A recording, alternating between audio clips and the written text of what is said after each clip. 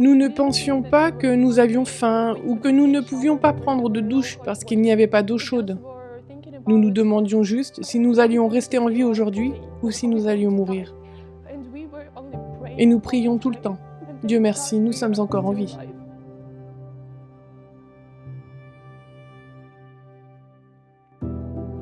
Je m'appelle Ruslana, j'habite en Pologne, à l'église. Ma famille est réfugiée d'Ukraine. Ma mère, mes frères et sœurs, ma sœur et mon frère. Malheureusement, notre père est un prédicateur et il est resté en Ukraine. Quand la guerre a commencé, le premier jour, nous espérions qu'elle se termine bientôt, mais ce n'était pas le cas. Et le pire, c'est que notre ville, Berdiansk, a été occupée les 2e et 3e jours de la guerre, donc dès le début. Nous ne pouvions pas du tout quitter la ville. Les pharmacies, les magasins d'alimentation étaient complètement vides. Les gens ne pouvaient pas acheter de nourriture ou même de simples médicaments. Et nous n'avions pas non plus de réseau. Nous ne pouvions même pas appeler pour dire que nous étions en vie. Notre grand-mère était si inquiète. Nous ne pouvions même pas lui dire que nous étions en vie. C'était si désagréable. Ruslana et sa famille font partie des millions de réfugiés qui fuient le conflit ukrainien. Peu d'entre eux savent où ils se retrouveront. La majorité d'entre nous n'a pas de parents ou d'amis ici. Et les seules personnes qui nous aident sont l'Église. L'Église nous donne en quelque sorte une chance d'avoir un avenir et nous aide pour les choses de base. Et voici ma chambre. Nous avons dormi ici et c'est assez confortable. Il fait chaud ici et c'est agréable. Nous sommes vraiment heureux que l'Église nous ait fourni un endroit pour dormir.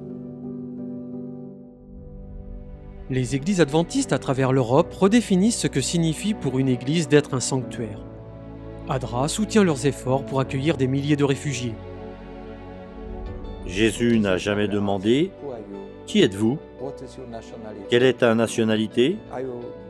Es-tu une bonne ou une mauvaise personne ?» Il était ouvert. Et je pense que c'est un bon exemple pour nous. Lorsque nous aidons les autres, c'est comme si les mains de Jésus passaient à travers nous.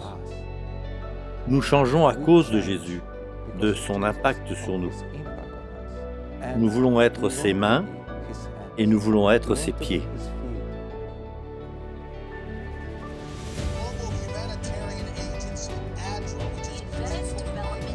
L'Agence humanitaire mondiale, ADRA, L'Agence adventiste de développement et de secours, ADRA. Et maintenant, l'organisation dispose de volontaires en Ukraine et dans les environs, et dans les centaines de milliers de personnes qui fuient. des groupes ici au pays s'impliquent également. Mais un groupe d'aide du Maryland se rend beaucoup plus loin, à 5000 miles, pour fournir une aide directe. Elle fournit déjà un abri aux réfugiés dans des centres de jeunesse et des bâtiments d'église. Les volontaires d'ADRA ont franchi eux-mêmes la frontière avec l'Ukraine. Ce convoi transporte des fournitures.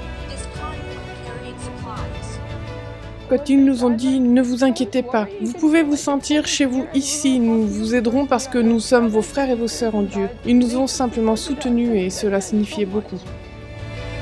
J'avais faim et vous m'avez donné à manger. J'avais soif et vous m'avez donné à boire.